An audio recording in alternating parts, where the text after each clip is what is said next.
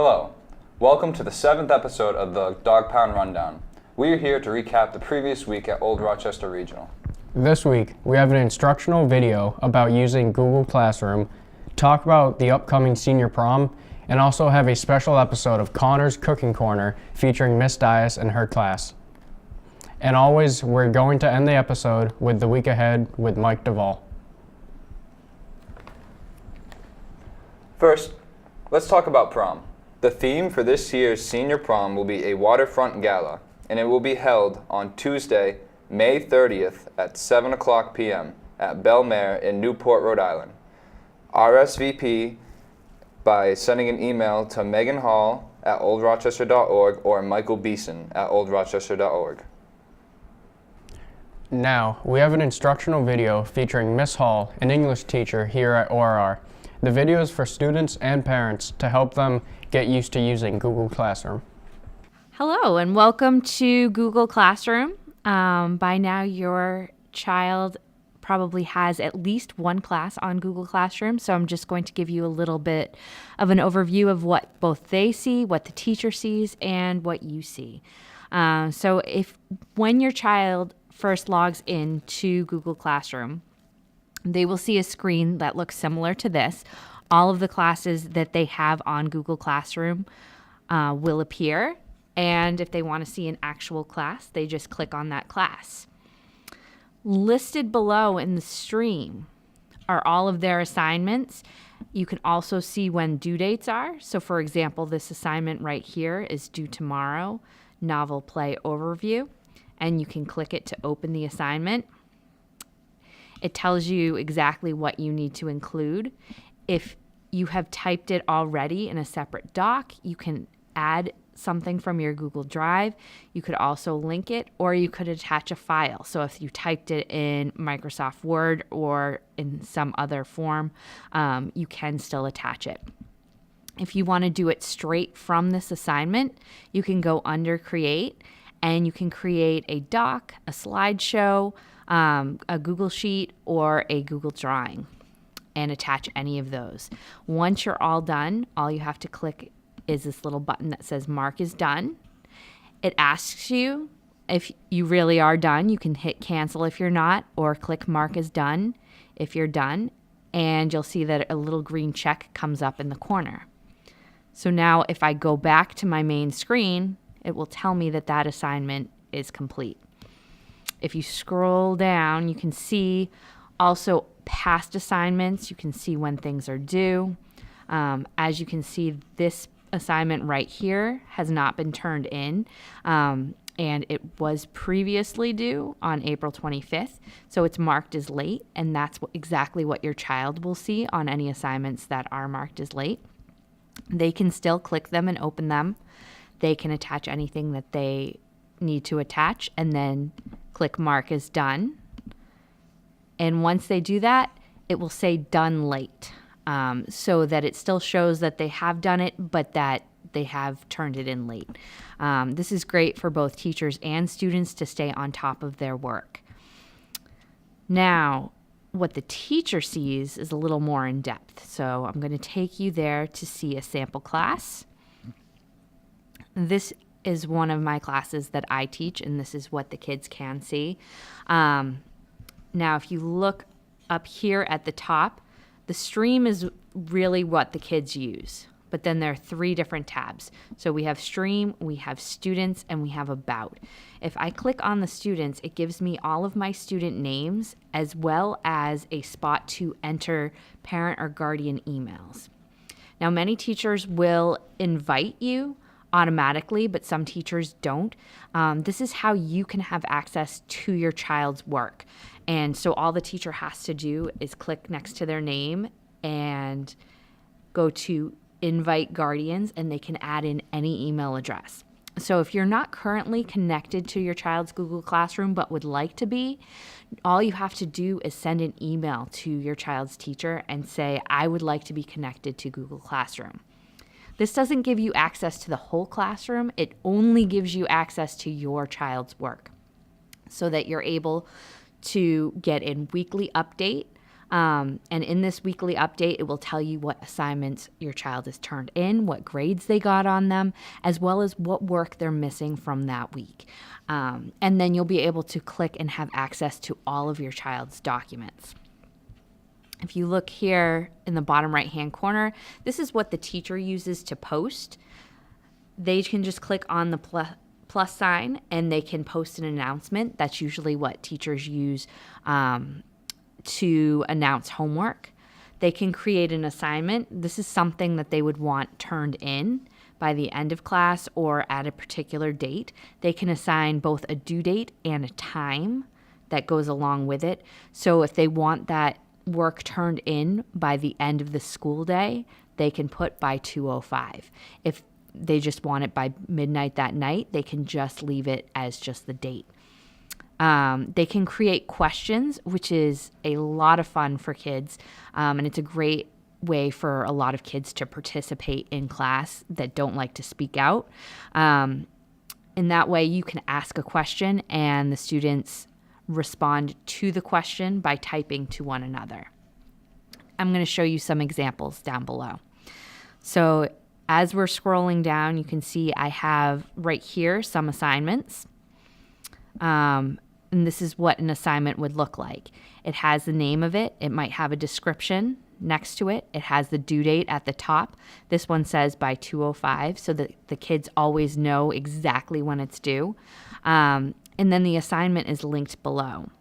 So when the kids are done, they just click mark as done. And then I can see that in this class, 15 students have completed that assignment and 6 have not. Then I can go in. I can click on each individual student. I can read it. I can not only assign them a grade, but I can also insert private comments so that they can get it right there that day, whether they're in school or not. The other thing that I wanted to show you was the questions feature.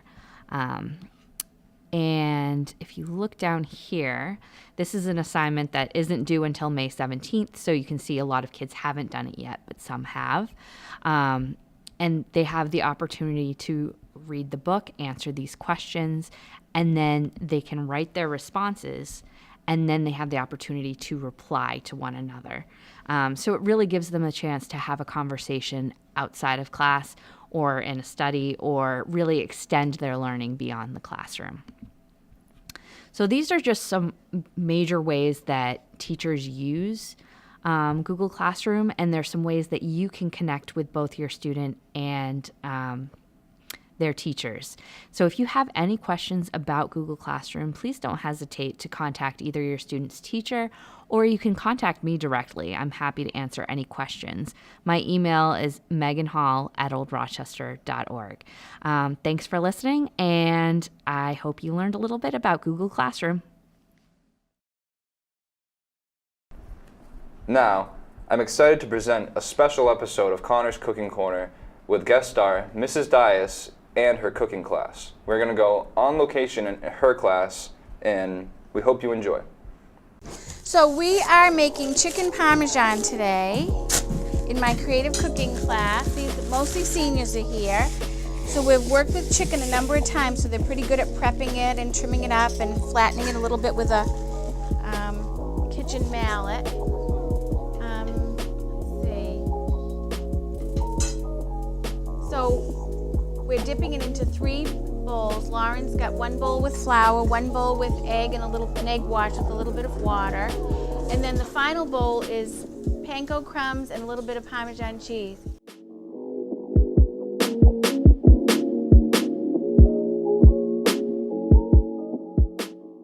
And then we're going to brown up that chicken, and then after it's browned on both sides, maybe 5 to 7 minutes, we're going to put it in the oven with a little bit of sauce and some mozzarella cheese, and then we have some fresh basil to top it off.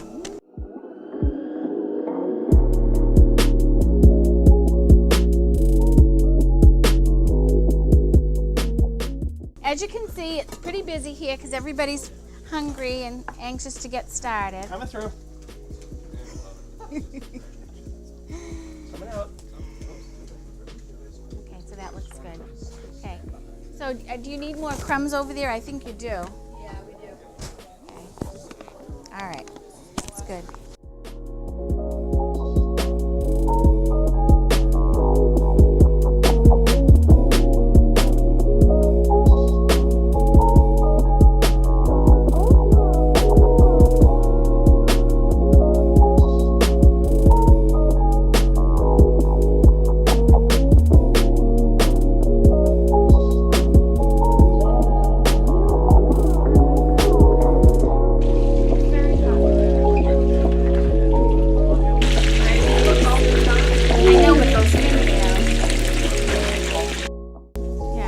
Okay, so you're gonna brown this, Julia. Do you mind? Do you mind browning this here? Yeah, Lauren. Okay, I'm heating up the oil first so the cold food won't be absorbed. The oil won't be absorbed by cold food. Let me see. I'm gonna get her started, and then I'm gonna just take a walk around and see how everybody's doing. Can I walk around with this mic on? Okay. Julia, I'm gonna start it for you.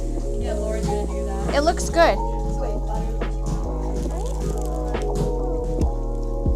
Isaiah could help you with the garlic bread. He knows what to do. Paul could help you. You're going to do this, right? Okay, I'm just getting it started.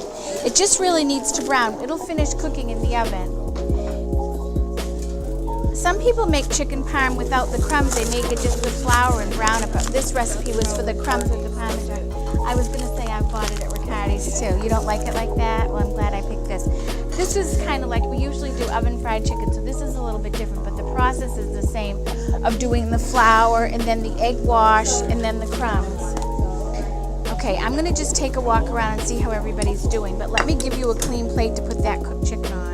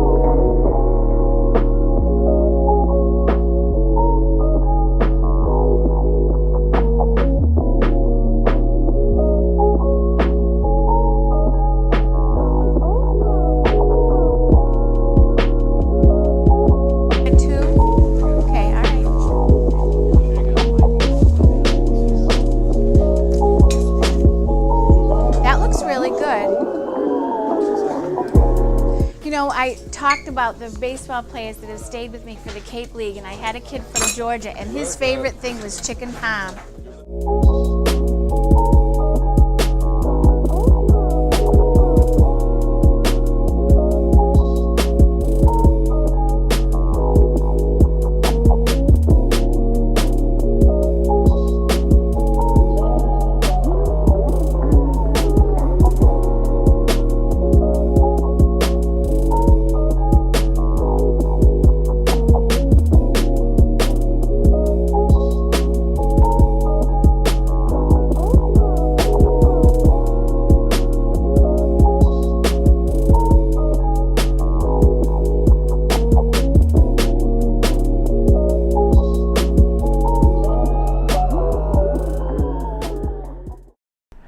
Now, like every episode, we're going to end with the week ahead with Principal Mr. Devoll.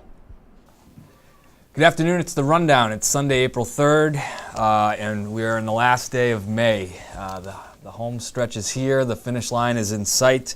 It's a fun time here at the high school. Sunday, there is a school event happening right now. There's an AP chemistry test review session going on in the classroom. Our students are extremely dedicated, and our teachers are dedicated in preparation for our AP exam. So that being said, this is a big week for our AP students. There's AP exams every day this week, and we'll run through them as we get through our days. So Monday is May 1st. It's day 8 in our schedule. It's National Decision Day at Old Rochester. So what that means is we are asking our seniors and our staff members to wear an article of clothing that represents the decision that they've made for what life after high school looks like. So if it's the college you're going to attend, wear something from the college. If it's, an armed forces, wear something from there. If it's employment, wear something that represents what you're doing next year. It's National Decision Day. I'm excited for it. Also that evening, National Honor Society induction rehearsal. So it's the rehearsal for our inductees this year is Monday night.